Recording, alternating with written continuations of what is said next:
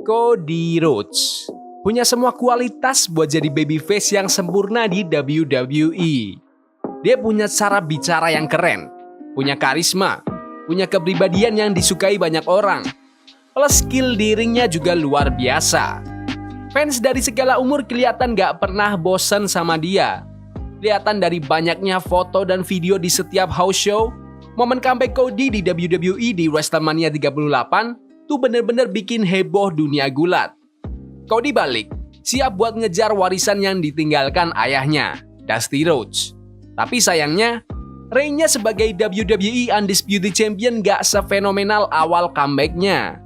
Meskipun popularitas Cody masih kuat, arah kreatif buat reign-nya jadi sang juara gak sesuai harapan. Fans yang awalnya antusias ngelihat Cody ambil alih tahta dari Roman Reigns di WrestleMania 40, sekarang banyak yang kecewa gara-gara storyline-nya yang terasa monoton dan gak berkembang. WWE kayaknya masih bingung gimana caranya bikin reign Cody ini seru.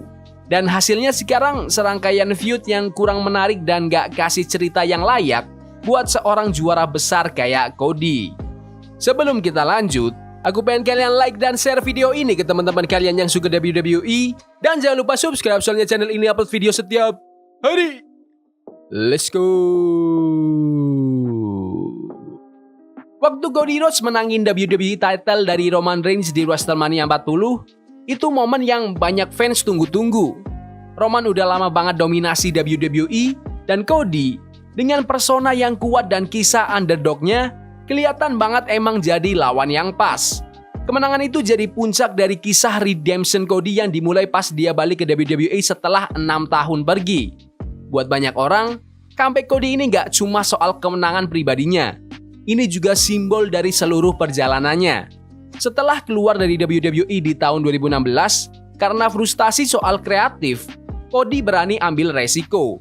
Jadi salah satu pendiri AEW, di mana dia benar-benar bangun nama dan legasinya sendiri di luar WWE. Dia nggak lagi cuma anaknya Dusty Rhodes, dia jadi main eventer beneran. Jadi, waktu Cody balik ke WWE, ekspektasinya tinggi banget. Fans ngarep banget storyline yang mendalam dan seru buat juara baru ini. Tapi sayangnya, bukannya ngebangun momentum dari comeback ikoniknya dan kemenangan atas Roman Reigns, reign Cody malah terjebak di cerita yang monoton, tanpa kedalaman emosi yang bikin comebacknya dulu begitu berkesan. Tanda pertama kalau reign Cody mungkin gak sesuai harapan muncul di Backlash, waktu dia defend title-nya lawan AJ Styles. Di atas kertas, ini harusnya jadi dream match.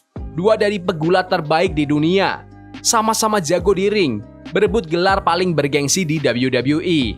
Dan walaupun pertandingannya luar biasa, build-up ceritanya terasa datar. Storyline sebelum Backlash sederhana banget, mungkin malah terlalu sederhana. Styles lempar beberapa hinaan ke Cody, ngeragukan ketangguhan Cody sebagai juara. Cody, sebagai babyface sejati, ngebales dengan tenang dan terima tantangannya tanpa banyak drama. Gak ada tensi yang benar-benar bikin penonton merasa terlibat. Gak ada stakes emosional yang ngangkat feud ini. Walaupun Cody menang, rasanya gak kayak kemenangan yang bikin karakternya berkembang atau nambah kedalaman buat reign-nya Cody. Terus kita menuju ke King and Queen of the Ring, di mana lawan Cody berikutnya adalah Logan Paul. Walaupun Logan udah ngebuktiin kalau dia lebih dari sekedar selebriti yang bisa bergulat, storyline buat match ini hampir gak ada. Sama kayak AJ Styles, build-nya formulaik banget.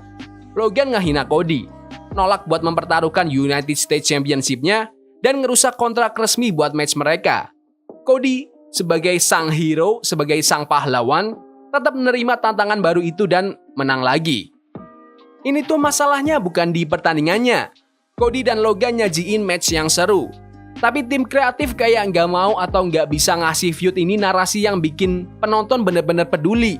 Ini jadi perseteruan yang cuma ngikutin pola, tanpa dorongan emosional yang bikin Cody berkembang sebagai juara. Monotonnya reign Cody terus berlanjut dengan feud lawan AJ Styles, yang dihidupkan lagi di Clash at the Castle. Kali ini, Styles nyerang secara lebih personal, ngeledek masa lalu Cody dan nyebut dia sebagai quitter. Styles ngerujuk ke masa-masa awal Cody di WWE dan kepergiannya buat bantu mendirikan AEW. insinuasi bahwa Cody nggak sanggup ngadepin tekanan di WWE. Awalnya, ini kelihatan bisa jadi awal storyline yang lebih personal dan menarik. Match I Quit yang ngikutin hinaan personal ini cukup cerdik, dan kemenangan Cody rasanya memuaskan buat nyelesain feud ini.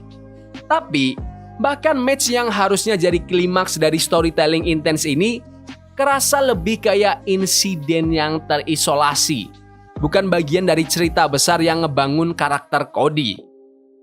Terus kita lanjut ke chaos di Money in the Bank. Waktu Cody, Randy Orton, dan Kevin Owens bertanding lawan Solo Sikoa, Tama Tonga, dan Jaga Fatu dalam 6-man tag match. Walaupun ide match ini seru, keputusan buat ngebiarin Solo ngepin Cody itu nggak masuk akal. Cody itu sang juara, harusnya dia dilindungi di match-match kayak gini. Tapi malahan, kekalahan ini kerasa kayak plot device yang cuma buat setting up match selanjutnya, bukan perkembangan logis buat karakter Cody. Feud berikutnya di SummerSlam, ngelihat Cody berhasil mempertahankan title-nya di match Bloodline Rules, tapi sekali lagi, build up match ini terasa datar. Aliansi Cody sama Randy Orton dan Kevin Owens kayak kurang dikembangin, dan walaupun matchnya seru, cerita sebelum match nggak bikin penonton merasa hype.